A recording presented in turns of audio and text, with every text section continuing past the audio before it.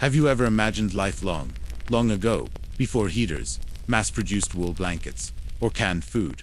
There were people living in lands where the seasons were intense, unpredictable, and often dangerous. The Bible, with its deep and symbolic stories, doesn't just speak of faith and miracles, it's also a portrait of real life, a life full of climatic challenges, scorching heat by day, freezing nights, sandstorms, long periods of drought, and sometimes winters so cold they seemed endless. The men, women, and children of that time didn't have luxuries, but they had something worth gold. Wisdom passed down through generations, ancient survival techniques, simple customs that guaranteed shelter, food, and protection even on the toughest days. While many slept under the starry desert sky, others took refuge in caves or in humble homes made of mud and stone. It was a life where every season demanded preparation, strength, and, above all, faith. Tonight, as the quiet of the evening settles around you, we're going to travel back in time. We'll walk through ancient villages, cross deserts with the shepherds, and enter the humble homes of those who lived before us. We'll understand how the people of the Bible faced the cold, the heat, and the storms with courage, unity, and trust in something greater. Stick with us, because their resilience and faith might just bring you a deeper sense of peace tonight, making this journey through history truly special. And before we delve deeper into this incredible tale, if you find solace and wonder in these ancient stories, consider subscribing and joining our community. Your support helps us continue to share these powerful narratives. When we think of winter today, perhaps we imagine snow, cozy fireplaces, and heavy clothes. But winter in biblical lands was quite different. The regions where the Bible stories take place, like Israel, Egypt, Mesopotamia, and parts of Arabia, had a Mediterranean climate. Very hot, dry summers, and cold, rainy winters, with occasional hail and light snow in some mountainous areas. In the plains, winter brought relief from the heat, but also difficulty. Rain was awaited, as it watered the land for the next harvest. However, if it came in excess, it caused landslides, floods, and crop loss. In higher regions, like the hills of Judah or those near Samaria, the cold was real. Nights could be harsh, with biting winds and temperatures that, without protection, put lives at risk. During these times, the paths between cities became empty. It was dangerous to travel. Animals took shelter, and people spent more time indoors when they could. Families, then, prepared months in advance. Winter wasn't just a season, it was a test. Over the centuries, the peoples of that region learned to respect the weather, to listen to nature, and to understand the signs from the heavens. They knew the cold comes suddenly, the storm warns before it arrives, and those who are not ready suffer. But who were these people? How did they live? How did they organize themselves? And what did they know about the secrets of the seasons? That's what we'll explore next. They knew it wasn't possible to change the climate, but it was possible to adapt to it. And that's what they did throughout the centuries. The peoples of the Bible, scattered across deserts, valleys, and mountains, developed very specific ways to live in harmony with the seasons over the centuries. Each community, with its own customs and beliefs, learned to respect nature's cycles, observing the signs of the weather with an almost spiritual attention. The Hebrews, for example, were originally nomads. They wandered from place to place, carrying tents and animals, always searching for pasture and shelter. In winter, they avoided very high or wind-exposed lands. They sought low places, valleys protected by mountains where the cold didn't strike with such force. There, they set up their camps with thick tents made of goatskin, which served as a shield against the icy night wind. The Canaanites, who inhabited the land before the Hebrews arrived, built stone houses with thick walls, capable of retaining the day's heat for longer. Further south, the Egyptians dealt with a milder winter, but faced other challenges, such as the humidity from the Nile floods, which brought cold inside their homes. They used mud, bricks, and straw to build simple but efficient constructions. In mountainous regions, like the cities of Hebron or Jerusalem, winter was more severe. Residents knew it wasn't enough to have faith.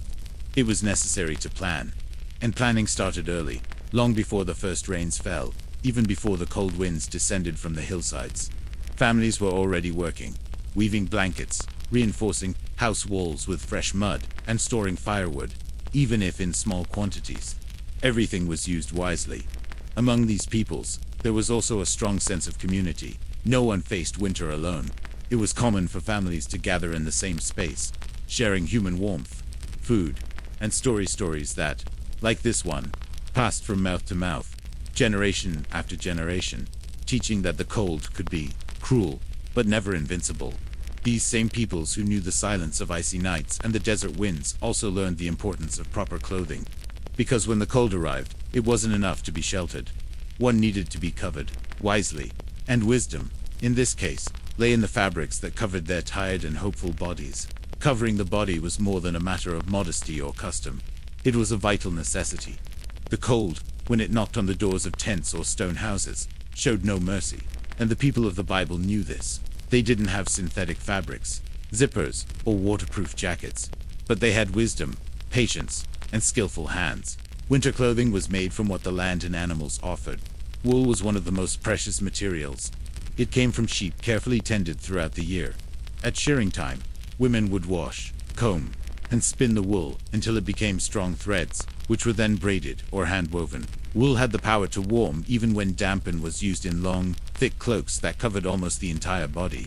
Often these cloaks were passed down from generation to generation as valuable heirlooms. Besides wool, linen was also used. Although lighter, it was worn beneath heavier clothes to maintain body heat. And for the wealthier, or for special occasions, animal skins like goatskin or oxhide could be used as reinforcement. Tanned hide, prepared with rudimentary techniques, was thick and capable of protecting against the cold winds of mountainous regions. The clothes didn't follow just one style. Generally, they wore long tunics that covered them from neck to ankles. Over this, a thick cloak or mantle, fastened with leather belts. The head, the most sensitive part to cold, was always covered with a wrapped cloth, often called a head covering, which also protected against wind and dust. Hands and feet, which we covered today with gloves and boots, were protected with leather strips or layered folded fabrics. Simple footwear, sandals reinforced with pieces of hide, gained extra layers during winter. Additional pieces of cloth wrapped around the feet or inside the sandals to retain heat. Every piece of clothing was made with care and intention. There was no waste. Each thread, each fold, each stitch was designed to endure. And perhaps more important than that, there was a spiritual value in these clothes. They didn't just serve to warm the body, but also to remind them that life was fragile, and that protection came from hard work, unity, and, above all, faith. On the coldest nights, families dressed in layers, sleeping close to one another, wrapped in wool cloaks, and covered in humility. And while the wind howled outside, inside the homes, the silence was warmed by the effort and love of those who had prepared each fabric with their own hands. But no garment, no matter how good, could replace the right shelter. And so, those who wished to survive winter needed not only to dress, but also to build, and to build wisely. Dressing well helped, but true resistance was decided inside the home. In biblical lands, where the heat of the day could be as brutal as the cold of the night, architecture wasn't just about aesthetics or tradition. It was survival. So, houses in the oldest villages and settlements of Israel, Mesopotamia, or the mountainous regions of Judea were built with materials the very ground offered.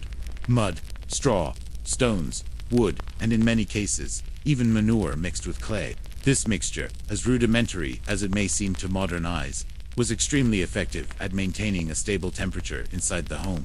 During the day, the walls absorbed the sun's heat. At night, they released that heat back into the interior, making long hours of cold bearable. The structure of the houses was simple, but precisely designed. Walls were thick, sometimes more than half a meter thick. The roof was flat, covered with branches and clay. And windows, when they existed, were small precisely to prevent cold wind from entering. Many houses had only one door, facing east, so the morning sun would warm the interior as early as possible. Inside, there weren't separate rooms as we have today. Families slept together in a single space. Not just due to a lack of dividers, but out of wisdom. Bodies together generated more heat. The packed earth floor was covered with rugs or wool blankets. In colder regions, it was common to dig a small space in the center of the house, where a fire was lit at night. Not for cooking, but for warmth. The fire burned slowly, releasing heat for hours while smoke escaped through small openings in the roof or cracks in the door. Some houses, especially in larger cities, had cellars or lower rooms used for storage and shelter on the coldest days. Food, water, tools, and even small animals were kept there, also helping to warm the environment with their presence. Yes, The house was a living organism.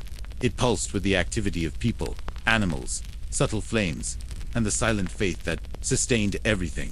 In nomadic camps, where there were no mud walls, tents were reinforced with extra hides during winter.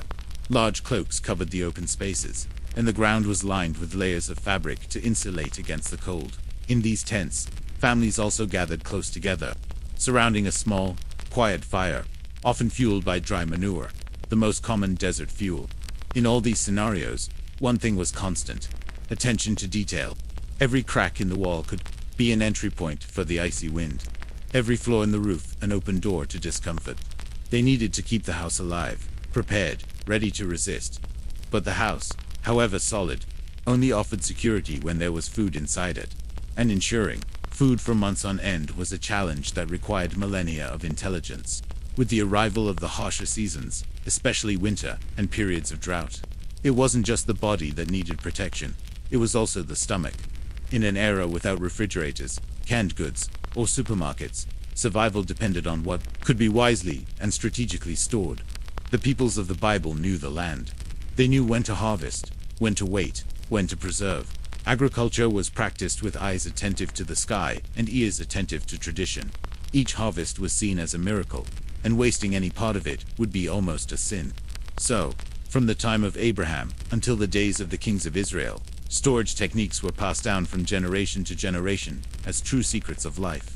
Wheat, for example, was harvested in late spring, dried in the sun, and then stored in large clay jars or silos dug into the ground. These silos, covered with stones or planks, protected the grains from humidity and rats. In some regions, like Egypt, there were entire storehouses dedicated to stocking food for years, like the one used in Joseph's time to endure the 7 years of famine that would come. These reserves weren't just planning, they were salvation. Besides wheat, there was also barley, dried figs, dates, honey, olives, and olive oil. Olive oil was one of the most valuable items. It served as food, for lamps, and even as protection against the cold, applied to the skin as a kind of natural insulator. Everything was utilized. Figs were pressed into blocks and stacked like bricks of sweetness and energy. Dates became paste or syrup. Wine, stored in amphorae, sealed with wax, fermented over time and also served as sustenance, comfort, and even medicine. Meat was rarer in daily life, but when there was hunting or sacrifice, it could be preserved with salt or smoke. Some tribes used deep holes in the earth to store more perishable foods, taking advantage of the natural cold of the soil. These were primitive refrigerators, insulated with stones and leaves. Inside the houses, everything had a specific place. Baskets hung from the ceiling protected dried fruits from insects.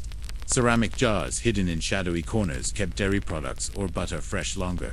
And the women, with steady hands and experienced eyes, knew exactly how much each family needed to last until the next cycle. During the hardest days of winter, when the fields were empty and the winds prevented going outside, it was there in the improvised pantry, in the tightly sealed jar, in the dried bread warmed over coals, that the true miracle of survival was revealed. There was no luxury, but there was what was necessary, and that was enough. And when the necessary was secured, the shelter strengthened, and the body protected. The concern turned to something greater, the safety of everyone, because, even with food and warmth, there were dangers that came from outside.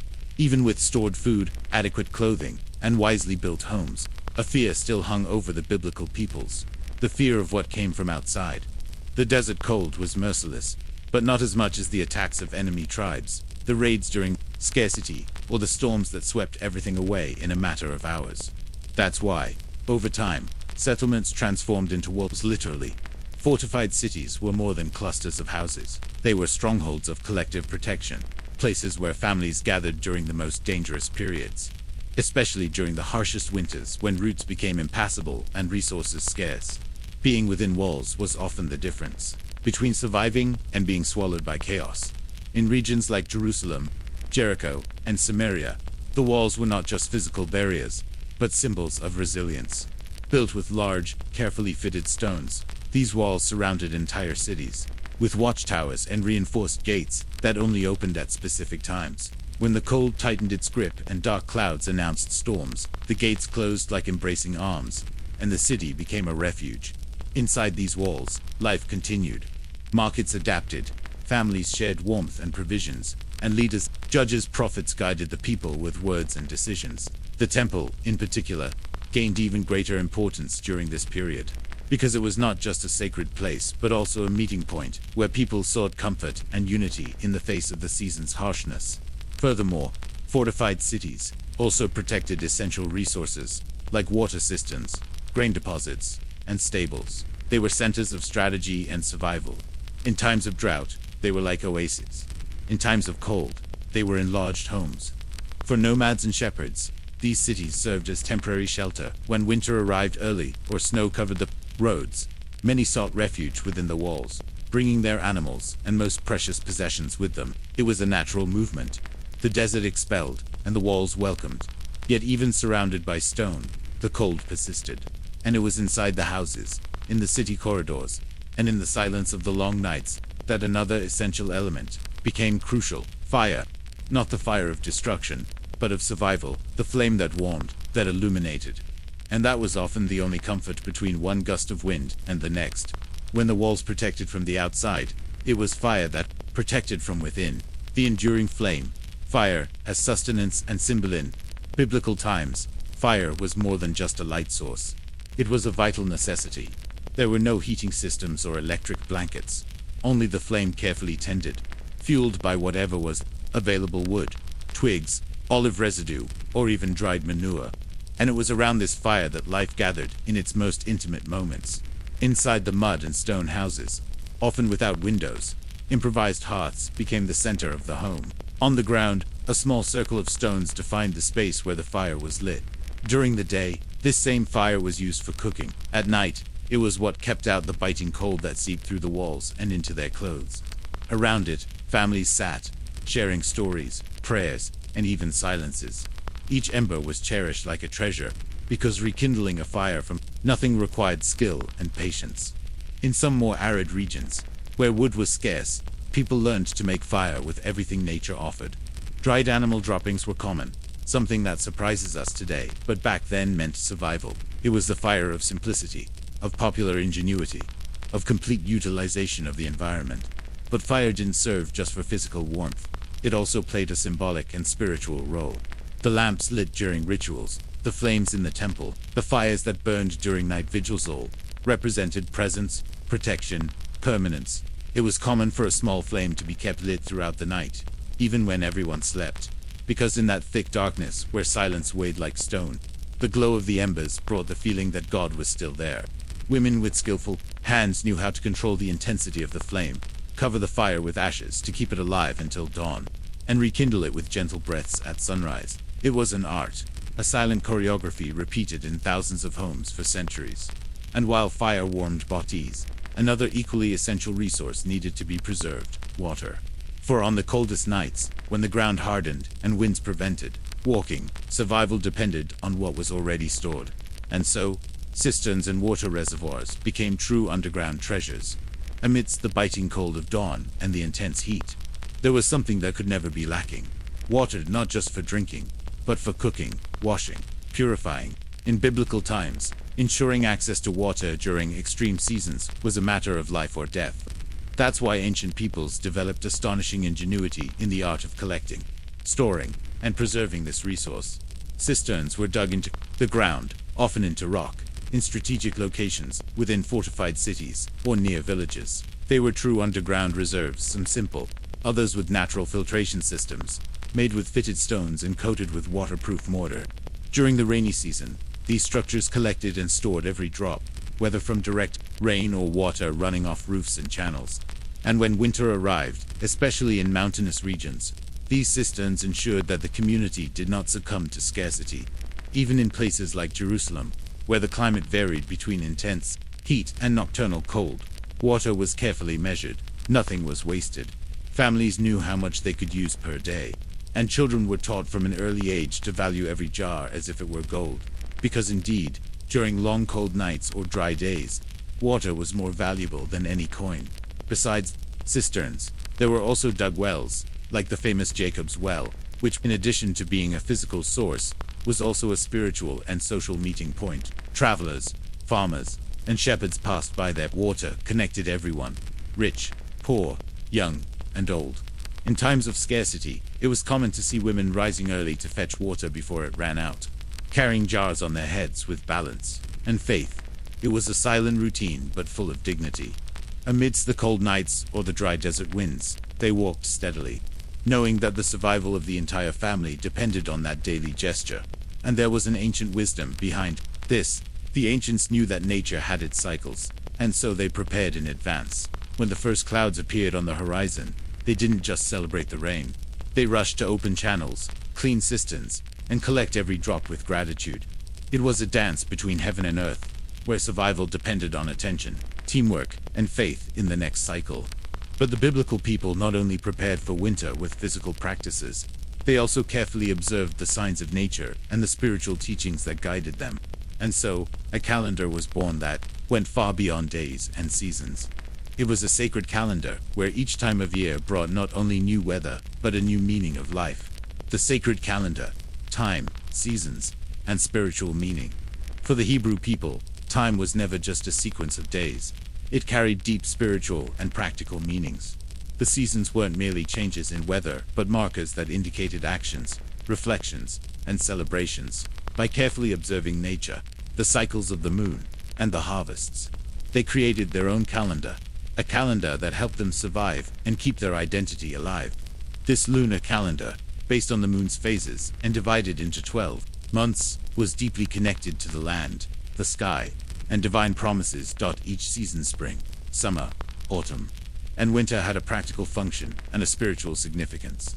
The beginning of a new season was accompanied by feasts, fasts, or preparations that shaped the rhythm of life for the entire community. In winter, for example, while the fields rested under the cold and rains, people retreated indoors. It was a time of less movement, but more meditation. Many awaited the arrival of the festival of Hanukkah, also called the Festival of Lights. This celebration, occurring precisely during the darkest period of the year, symbolized resistance, faith in difficult times, and the hope that light would always return. It was like a sacred reminder that even on the longest nights, something divine still shone within each home. Agricultural festivals were also linked to the seasons. The Feast of Tabernacles, Sukkot for instance, took place after the harvest period and recalled the time when the Hebrews lived in tents in the desert. Passover Pesach, marked in spring, celebrated the liberation from Egypt, when the Hebrew people began a new journey amidst a harsh and unpredictable climate. More than just marking times for planting and harvesting, the calendar taught them to wait, to trust, because if winter brought withdrawal, it also prepared the ground for the life that would be reborn in the following season. Each moon phase, each month, each season, was like a chapter in a larger story of survival, renewal, and communion with God. Families guided themselves by it, not only for prayer, but for organization. They knew when to prepare the house for rains, when to best preserve food, when it would be dangerous to travel, or when the fields would be ready to receive seeds. It was as if time spoke, and they listened with respect. And as the climate changed, and the cold tightened its grip, the calendar also guided the heart. It was time to slow down, less walking, less trading, fewer battles, and more silence, more listening, more prayer. Winter, then, became an invitation to introspection, and the routine changed along with the sky. The rhythm of winter, reflection and community. With the arrival of winter in biblical lands, the movement of peoples drastically decreased. Long journeys, on foot or in caravans, became dangerous due to rains, intense cold in the mountains, and slippery, muddy roads. What was once a coming and going of merchants, pilgrims, and travelers transformed into silence and retreat. The world outside seemed to fall asleep, and this directly affected everyone's routine. During this time, the day dawned later, and night fell earlier. Men no longer went to the fields as much, and animals were kept closer to the houses. Children, who once ran freely among crops and olive groves, spent more time indoors, listening to stories told by elders, gathered around the fire. These stories weren't just entertainment. They were ways to preserve the memory of a people, to keep faith and the sense of waiting alive. Winter was, above all, a season of reflection. Daily tasks became slower. Women spun, sewed, prepared foods that required longer cooking times. Men took care of repairs inside the houses, sharpened tools, checked reserves. It was a season of internal care for the home, for the body, for the soul. For the Hebrew people, this time of retreat was also deeply spiritual. With the sacred calendar marking feasts and fasts, winter became a time to look inward. Synagogues and places of prayer received more people, as the cold weather invited contemplation, the search for answers, repentance, and the renewal of faith. The scarcity of movement also fostered solidarity. Neighbors helped each other more, shared food, offered shelter to those who had none. Human warmth was often what sustained homes during the harshest days. It was during this time that people most valued each other's presence. And with fewer external distractions, intimacy grew with sacred texts, with meditation, and with meaningful conversations. This change in rhythm was felt in every detail, in the fires lit for longer, in the smell of bread that took hours to bake, in the soft songs that echoed through the corridors of houses. Life became slower, but also deeper. It was as if winter called everyone to return to the essentials, to what truly sustained the spirit in difficult days. And in these moments of quietude, there was special attention to food. After all, what was put on the table needed not only to nourish the body, but also to warm the soul. Winter provisions, simple foods, rich meaning. During the cold months, food became one of the pillars of survival. Without supermarkets or refrigerators, biblical peoples had to rely entirely on what they had harvested, stored, and prepared in advance. Every meal was the result of planning, effort, and often faith. There was no room for waste.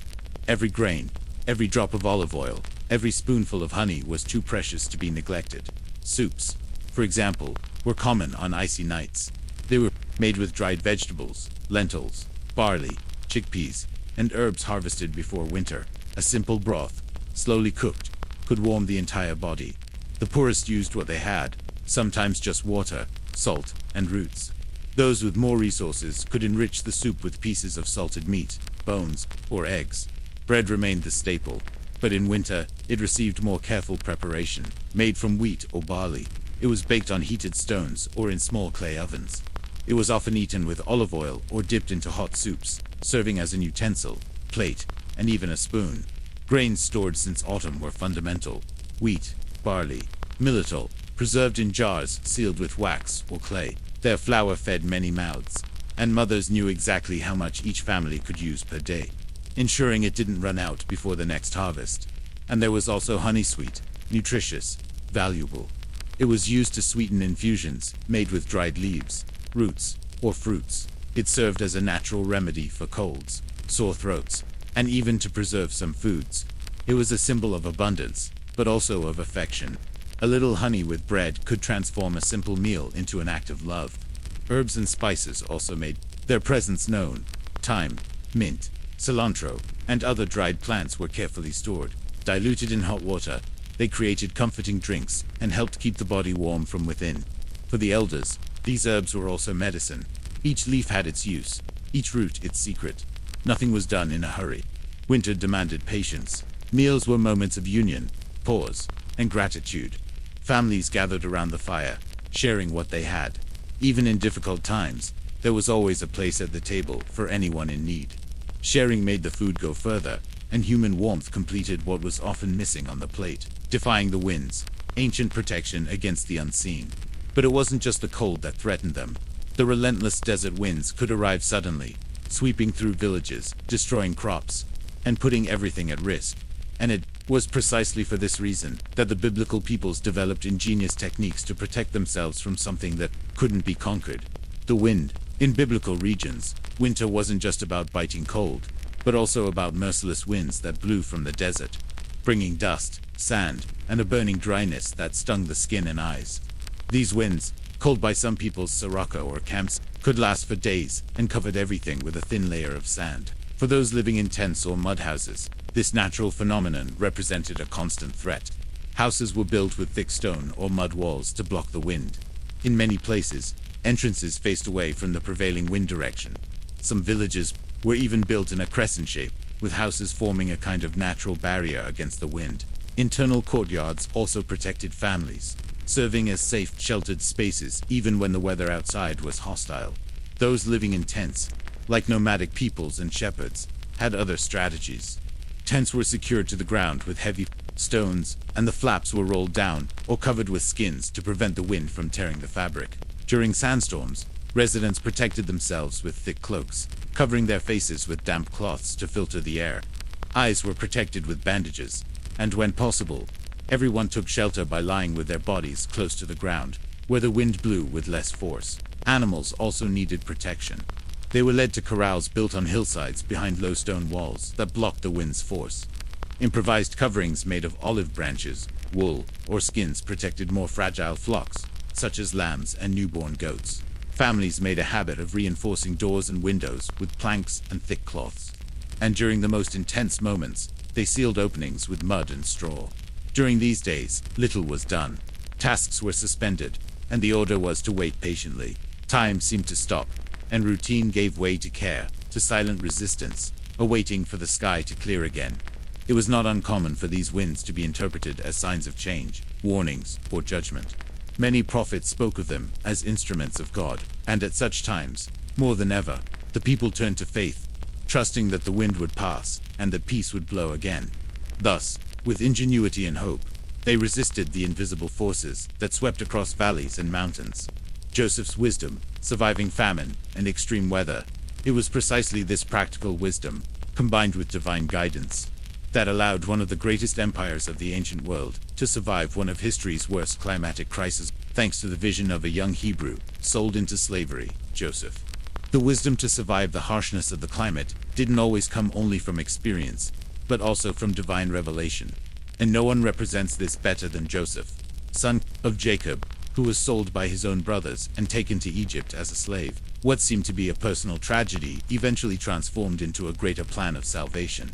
In Egypt, Joseph was brought before the Pharaoh to interpret a disturbing dream. The ruler had dreamed of 7 fat cows devoured by 7 lean cows, and 7 full heads of grain swallowed by 7 withered ones.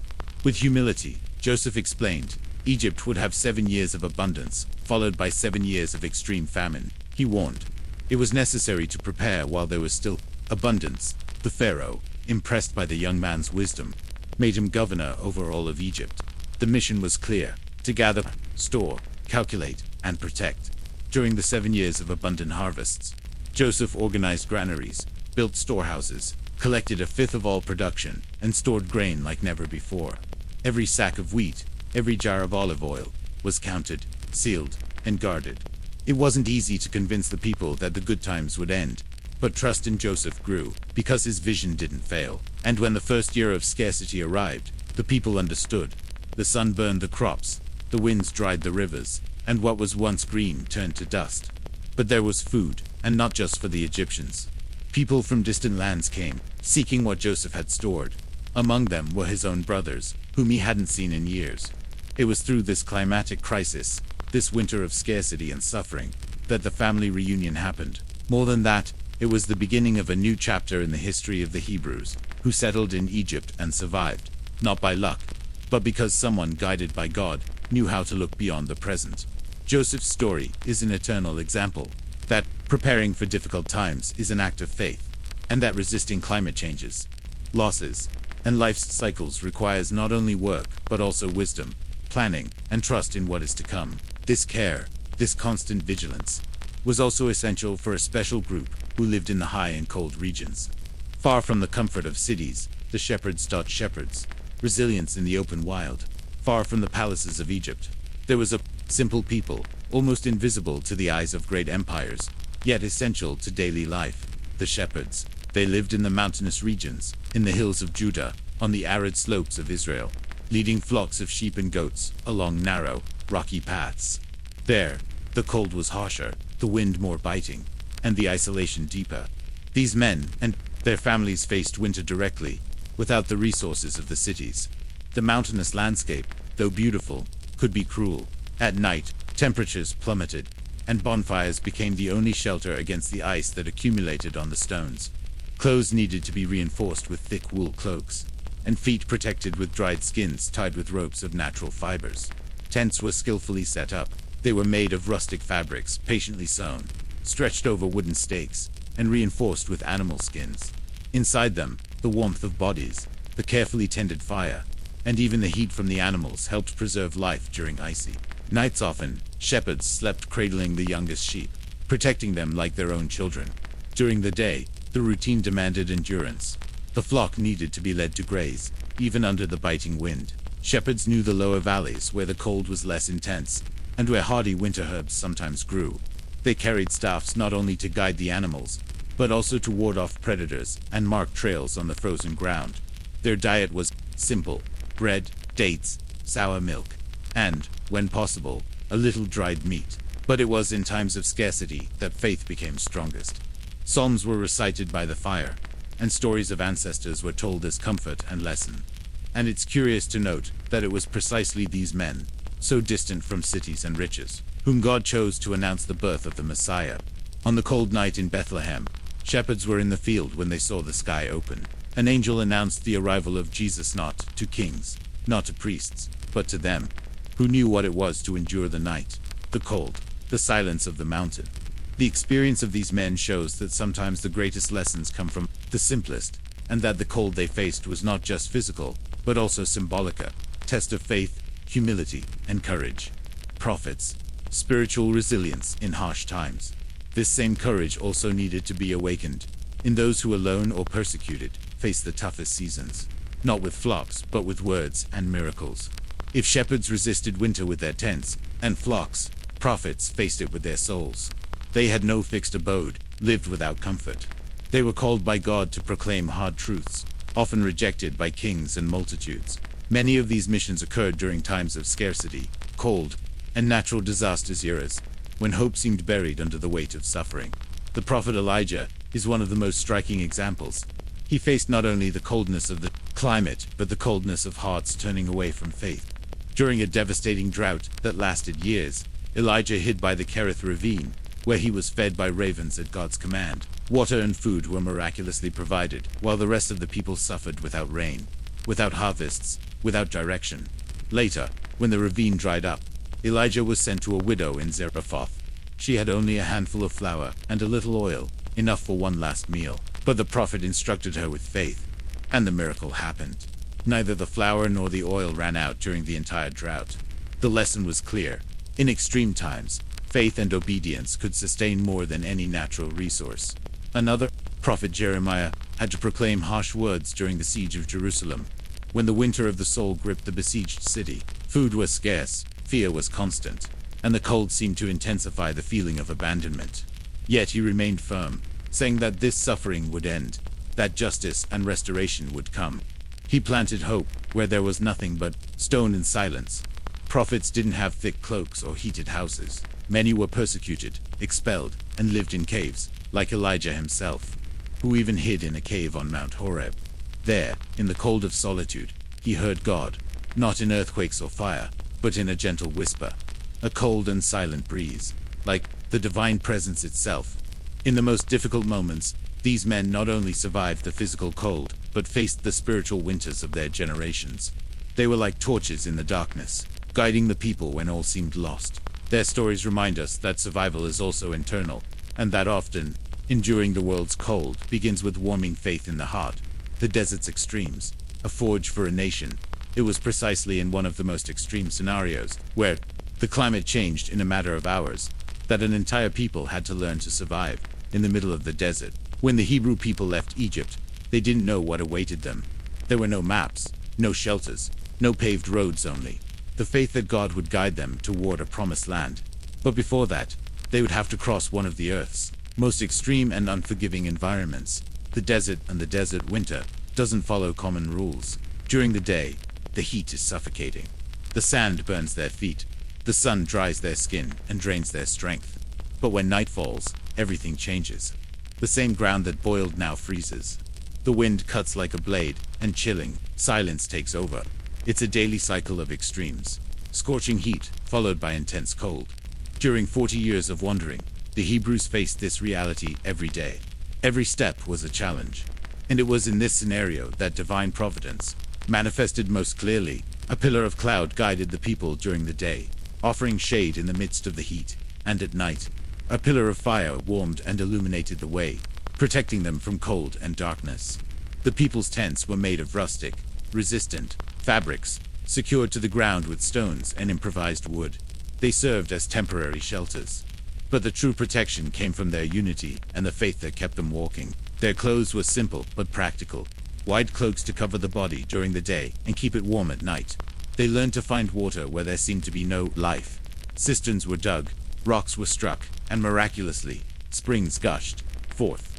They were also fed with manna, a mysterious food that fell with the morning dew. Even when the desert seemed to offer nothing, survival was possible because there was a covenant between God and his people. And even in the face of cold, fear, hunger, and doubt, they continued. Because they knew the crossing wasn't just geographical, it was spiritual. The desert served not only to test bodies, but to mold souls. And it was in this scenario of extremes that the identity of a nation was formed. Plagues of Egypt, nature's unseen messages. Just as the cold of night demanded shelter, the human heart also sought protection in times of chaos. Often, the natural disasters that befell nations weren't merely climatic phenomena, but also signs and messages that came from above, demanding attention, change, and reverence. Long before the desert crossing, Egypt had already experienced the destructive power of extremes, not just of nature, but of divine justice. When Moses, still in Pharaoh's palace, received the mission to free the Hebrew people, a series of supernatural events began to unfold. Each of the plagues that struck Egypt directly or indirectly touched the elements of nature. The waters of the Nile River, the source of life and fertility for the Egyptian people, were transformed into blood-end, unprecedented hydraulic disaster. The river that nourished crops and quenched thirst became a symbol of death and decay. This wasn't just punishment. It was a reminder that even the most abundant resources can disappear overnight. Next came the frogs, lice, and fly plagues that destroyed harvests, brought diseases, and terrorized the people. But the worst was yet to come. When the sky darkened for days, covered by dense clouds of locusts, and then by a palpable darkness, fear spread like ice. That cold in their souls mingled with the feeling that the world was collapsing. And then came hail mixed with fire, an impossible, inconceivable climatic event. Flames falling from the sky, along with ice stones that devastated crops and flocks. Egypt, accustomed to the intense sun, to the fertile heat of the Nile Valley, found itself powerless before a climate totally out of control. It wasn't just a change in weather, it was a rupture of the natural order. These phenomena revealed something profound. In ancient times, natural disasters weren't seen as simple manifestations of chance. They were messages, calls to repentance, warnings to change. The Hebrew people understood this during their slavery. The climate, the land, the rivers, everything could be shaken when the spiritual balance was broken. Even the pharaohs, with all their power, bowed before the force of nature. There were no walls against the fury of the heavens, no wealth capable of buying relief from the storm. Disasters came without warning, bringing with them cold, hunger, and fear. And finally, the 10th plague, death of the firstborn, sealed Egypt's fate, opening the way for the Hebrews' freedom. These experiences left deep marks on the memory of the biblical peoples, because it wasn't just a matter of physical survival, it was a spiritual lesson. Resisting winter, heat, darkness, this required more than strength. It required faith, spiritual preparation, fueling inner strength. And faith was also what would sustain those who, like Noah, prepared in advance for history's worst disaster. Amidst the challenges imposed by nature, the biting cold, the earth drought, the heat that made the air feel like fire, there was an invisible force that sustained ancient peoples' spiritual preparation. For them, resisting winter wasn't just about stacking firewood, storing food, or reinforcing shelters. It was also about strengthening the spirit. The ancients knew that dark days brought more than cold. They brought doubts, weariness, silence, and solitude. In these moments, it was faith that kept them standing. Prayers became more constant. Families gathered around the faint fire, not just to warm their bodies, but also to feed their souls with stories, psalms, and ancestral teachings. Meditation on life, on God's purposes, and on human fragility gained depth when the world outside became hostile. It was not uncommon during these periods of natural seclusion for people to seek out prophets, elders, and priests more. There was a collective understanding that spirituality needed to be kept alive, just like the flames in the hearts. Trust in God was like an invisible blanket that protected them, even when the walls trembled with the wind. It's in this context that many of the songs and poems we know as the Psalms emerged. They weren't written in easy times. They were cries from the soul on cold nights, prayers of fleeing kings, distressed mothers, men hidden in caves. They gave voice to pain, but also to hope. Spiritual preparation didn't mean exemption from suffering. On the contrary, it acknowledged the pain, but didn't allow it to take control. It was a way to remember that even when everything seemed to collapse, there was a God above the clouds, above the storms, who watched over each of his own. And when the weather was harsh and food was scarce, many found comfort not just in what they ate or wore, but in the certainty that they weren't alone, because faith in the biblical tradition always walked hand in hand with survival. And it was this same faith that sustained an entire people to cross deserts, to face winters without shelter, to resist invasions, plagues, and storms of faith, that also revealed itself in the simplest actions, like opening the door of their house to welcome a traveler in the cold. The sacred act of hospitality. When the cold arrived without warning and the desert became a sea of biting wind, there was a sacred value among ancient peoples that went beyond simple kindness, hospitality. It wasn't just an act of goodness. It was often the difference between life and death. In biblical tradition, receiving the stranger, welcoming the traveler, or feeding the outsider was almost a silent commandment. Those who walked through the desert, wandered through the mountains, or fled a city at war, had nowhere to run except to the door of someone willing to share the little they had. And the most impressive thing is that even in times of scarcity, when resources barely sufficed for their own household, there was an effort to make space. More water was added to the soup, more wood to the fire, another blanket was offered. This was because it was understood that everyone was subject to the same trials, and that tomorrow roles could be reversed. Today's host could be tomorrow's stranger. This culture of hospitality had deep roots. Stories like that of Abraham, who received 3 strangers in his tent and unknowingly stood before angels, show how welcoming others was also a way of welcoming the divine. The simple act of offering bread, oil, and shelter became a ritual of faith. During the harshest winters, the bonds between families and communities became even more important. Food stored in summer were now shared. Wool clothing, often made together in previous seasons, was distributed among the neediest. Children from different families slept under the same roof, while adults took turns to keep the fire burning. Hospitality wasn't just among acquaintances, even among different peoples. There was an unwritten rule of respect for the traveler, especially in extreme times. The deserts of the Bible were relentless, but the human heart was seen as a sacred refuge. And around the fire, where stories were told and prayers whispered, the cold outside seemed less cruel. It was in these moments that solidarity proved to be a force as powerful as any stone shelter. Their bodies warmed, yes, but it was their souls that were truly protected. The wisdom of women and the earth's rhythms.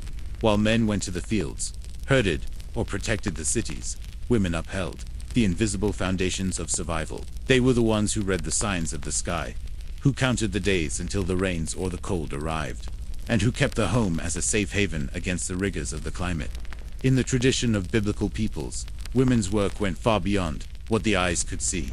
They knew exactly when it was time to start spinning the wool that would warm bodies in winter. They knew the right time to dry grains in the sun, store them in clay pots, and seal the containers well with oil and wax so they wouldn't spoil. They were the guardians of provision and predictability, even when the weather was unpredictable. During the warmer months, their work was constant, preparing preserves, drying fruits, braiding fibers to make blankets, sewing reinforced garments for their children. All of this was done with a quiet calm, with hands that carried generations of wisdom. Each fabric was armor against the cold to come. Each full pot was a promise of security in uncertain times. But their strength wasn't only seen within the home. Many women also went to the fields, helped with harvests, fetched water, and cared for the youngest animals that needed special attention in extreme weather. And even when tired, at night they still gathered to teach the younger ones to weave, to prepare food, to count the cycles of the moon and seasons. They were, in a way, the sentinels of nature, always in tune with the earth's cycles. In the Bible, we see this striking presence in figures like the virtuous woman described in Proverbs, who does not fear for her household when it snows, for all her household are clothed in scarlet. This is not just a poetic image. It's the portrait of a woman who plans, prepares, and protects, who anticipates the season and acts with wisdom. During winters, many homes endured not just because of the stones in their walls, but because of the presence of the women. They kept the fire burning, the children warm, the provisions organized, and hearts united. Amidst the icy silence of the season, the sound of their footsteps, their prayers, and the clinking of utensils was what kept life moving. Cultivating faith, the land and its lessons. The survival of biblical peoples was deeply rooted in the earth. Everything began with the soil, its smell, its color, its willingness to accept the seed. But the field, though generous, demanded patience, observation, and absolute respect for nature's rhythms. On hot days, the work was intense. Men plowed with oxen, while women cast seeds in precise rows. It was necessary to plant at the right time, before the rain came, but not too early, so the land wouldn't burn the grain. Winter was not a time for planting. It was a time of waiting, of watching what had been done, and of keeping hope alive in the unseen. The seasons were taken seriously, not just as climate, but as sacred cycles. If a seed was cast into dry soil or at the wrong time, it wouldn't thrive. So there was an ancient wisdom, passed down from generation to generation, to observe the winds, the shine of the stars, the singing of birds, and even the behavior of animals. The earth spoke, and the ancients knew how to listen. During the cold months, the fields fell silent. Agriculture became a recent memory and a future promise. It was during this period that stored grain showed its value. Families gathered around what had been harvested, counted the pots, divided them among members, and hoped it would last until the next cycle. But even amidst the cold, there was activity. Some plants, like barley, could be sown before winter, to sprout in spring. Farmers dug narrow furrows, protected the seeds with straw, and prayed. It was like planting faith. The land of Israel, for example, was challenging. Mountains, semi-arid regions, and rocky soils demanded creativity. Peoples used terraces on hillsides to retain rainwater. Simple irrigation channels dug by hand carried water where needed, and when it didn't rain, the people fasted and gathered in prayer, asking that the sky would not remain closed for too long. Agricultural work was not just physical, it was spiritual. Every harvest was a reminder that survival came not just from the strength of arms, but from harmony with time, with the heavens, and with the earth. It was a relationship of humility, planting, waiting, trusting. When the cold became more present, and the fields turned into a barren brown streak on the horizon, what kept hope alive was precisely this: the memory that winter passes, and the earth blooms again, and those who know how to wait will harvest. Migration, and the strength of shared hardship, not always was the solution to survive the harsh climate. To wait, there were times when the only way out was to leave, to abandon the land where they were born, and walk towards the unknown, carrying hope, provisions, and faith. Temporary migrations were a reality for many biblical peoples who lived at the mercy of unpredictable seasons. When the soil cracked under the scorching sun and wells dried up, or when the cold arrived early and paralyzed crop growth, entire families made the difficult decision to move not out of ambition or adventure, but out of necessity. The land that yesterday bore fruit today became hostile. The book of Genesis clearly shows this. Abraham, the father of a great nation, had to leave his land in search of food during a time of famine. He went to Egypt, not as a conqueror, but as a survivor. Scarcity pushed him out of his comfort zone, as it did so many others after him. These journeys weren't simple. Families organized themselves into caravans, carrying essentials on donkeys or carts. They protected the elderly, pregnant, women, and animals. They traveled at dawn, rested in the shade of the few trees, and sought shelter before nightfall. The weather often caught them off guard. Icy nights in the middle of the desert, sandstorms, or unexpected rains in the valleys. Even so, there were always those who knew how to read the terrain and lead the group. Experienced guides knew paths, where winds were milder, where hidden springs could be found, or villages willing to offer hospitality. On these routes, hospitality was a matter of life or death. A shared piece of bread, an improvised roof, or a lit bonfire could be the difference between enduring or succumbing to the cold. Sometimes these migrations weren't long. It was enough to go for a few weeks to more fertile lands, gather enough, and return. Other times, they became permanent. Entire peoples settled in new places, merging traditions, exchanging knowledge on how to cultivate, protect themselves, and survive. It was also during migrations that many learned new methods of dealing with the climate. One tribe might teach another to build more efficient shelters against the wind. One family learned from another to preserve food longer. Suffering, when shared, transformed into collective wisdom. In these forced wanderings, people united more. The cold, scarcity, the unknown all served to strengthen bonds and reveal the resilience of those who, even in the face of nature's harshness, chose to move forward. Ruth, hope, and resilience in adversity. Among so many narratives of struggle and survival that weave through the pages of the Bible, The story of Ruth is one of the most touching, showing us how hope and solidarity blossom even in the harshest seasons. Ruth was a Moabite, a foreigner in a strange land. When she decided to accompany her mother-in-law, Naomi, back to Bethlehem, she brought no riches, no protection, no certainty, only the courage to follow the one she loved, and the willingness to face whatever came her way. And the cold came. The return of the two women to the land of Judah occurred at the beginning of the barley harvest, a time of climatic transition when winter's last breaths still lingered in the fields, and nights were long and icy. Without a proper home or abundant provisions, they depended on the generosity of the fields and the hearts of those who lived there. Ruth went out to work, cleaning fallen heads of grain during the harvest, a practice known as gleaning, allowed by law to sustain the poor, foreigners, and widows. But it was not easy work. She spent hours exposed to the biting wind, bent over, walking between the rows, collecting what was left. The cold ravaged her hands, the hard ground hurt her feet. Yet, day after day, she persisted. Boaz, the owner of the field, saw something rare in Ruth. He noticed her courage, her humility, and her loyalty to Naomi.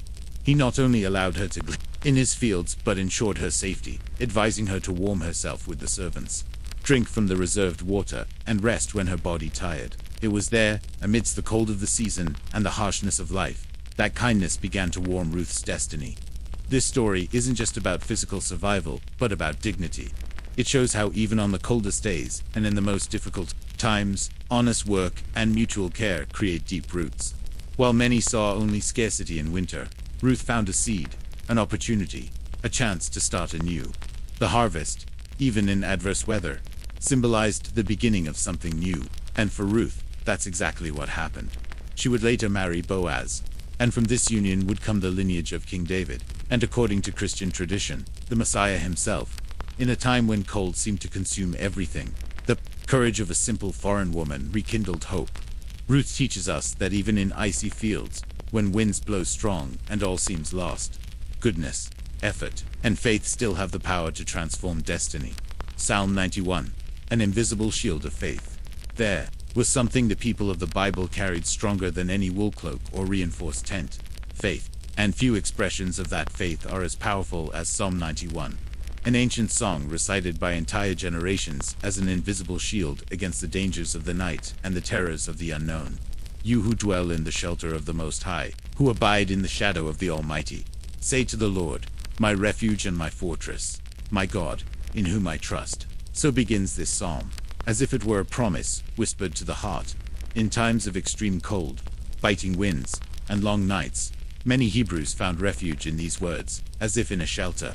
Families gathered around the faint fire, between stone walls or under tents that trembled with the wind, repeated these verses not as poetry but as living truth. Each phrase was a reminder that even when resources were scarce, even when winter was harsher than expected, a greater force watched over them, a shelter unseen but felt. Mothers whispered this psalm to their children before they slept. Shepherds, on vigil under the icy sky, murmured it as they tended their flocks. And solitary travelers, facing deserted and dangerous roads, recited it softly to ward off fear and find courage. Psalm 91 spoke of pestilence that stalked in the darkness, of arrows that flew by day, and of plagues that destroyed at noonday. It was a clear reflection of the difficult reality of that people. Cold nights brought diseases, enemy attacks could occur at any time, and natural disasters were seen as signs or divine punishments. But still, hope was not abandoned. And there, amidst promises of deliverance, a comforting image emerged. He will cover you with his feathers, and under his wings you will find refuge. It was as if God were a protective bird, sheltering his children in the warmth of his wings. Even when everything around was frozen, faith was the invisible blanket that warmed souls. It was not a blind faith, but one built by observing the miracles of survival year after year, of the harvest that came after famine, of the sun that returned after winter. Each season was a reminder that no matter how dark the day seemed, the Most High remained vigilant. Thus, with visible breath in the cold air and hearts warmed by a hope that came from above, the ancients faced the dark days, not just with cloaks and walls, but with living psalms on their lips. And among all, Psalm 91 was one of the most precious, shield that not even the cruelest winter could penetrate. Animals, warmth and companionship, In a time when electricity was non-existent and fire was too precious to waste, the warmth of living bodies became essential. And among the most indispensable, silent resources were domestic animals. Far beyond producing food and labor, goats, sheep, oxen, and even shepherd dogs were warm companions during the coldest nights in biblical lands. In the simple homes of the Hebrew people, especially in mountainous regions and open fields, it was common for animals to sleep near their owners, often within the same structure or attached living quarters. The heat generated by a resting group of sheep could soften the biting cold that came with the night wind. Shepherds, accustomed to spending weeks in distant fields with their flocks, knew this value well. At night, they lay down beside the sheep, or goats, using their fleeces as natural blankets. The heat radiated by the animals was constant, silent, and most importantly, reliable. In regions where temperatures dropped drastically after sunset, this contact was the thin line between discomfort and hypothermia. In nomadic tents, goats were kept in enclosures of mud or thick fabrics, not only for protection against predators, but also to keep the interior warm. The warm vapor from their bodies helped keep the environment more habitable. Oxen, with their large bodies and strong breathing, also served as natural barriers against the wind. Even in large cities like Jerusalem, many families kept small flocks or chickens in their backyards, taking advantage of the warmth and protection they offered. Children learned from an early age to lie close to the animals in cold weather, understanding that this relationship was much more than utilitarian. It was a pact of survival, and there was something more. The sounds of the animals, the bleating of sheep, the lowing of oxen offered a sense of life, of presence. On nights when the silence was absolute and threatening, these sounds brought comfort. It was as if God's creation, in its simplicity, became a network of mutual care between humans and animals. The people of the Bible did not see animals merely as property or resources. They knew that in the harshest months, there was warmth in the bodies that shared the same roof, and that even the simplest animal could be a blessing in disguise on the icy nights of the desert and mountains. They not only lived, they observed the seasons, respected the cycles of the earth, and created ingenious forms of protection. They knew that the cold would come, and with it, difficult times. But they also knew that preparation, family unity, and faith in God were the keys to getting through it all. Every winter was a test, and with each new dawn, a silent victory. There were no guarantees, but there was hope. There was the psalm whispered on long nights, the warmth of animals, the food carefully stored, the handmade fabric, the shelter built with effort and faith. These peoples left a legacy that echoes to this day. Never to underestimate the power of preparation, community, and faith in the face of winters, whether of body or soul. And so, even without electricity, without heaters or technology, they faced the most extreme climates with dignity, courage, and an ancient strength that still inspires us. As you close your eyes tonight, carry the wisdom of the ancients with you. Remember that even in the deepest cold, warmth can be found in faith, community, and preparation. May their enduring spirit bring you peaceful dreams and a sense of resilience. Good night, and may the wisdom of the ancients warm your heart, wherever you are.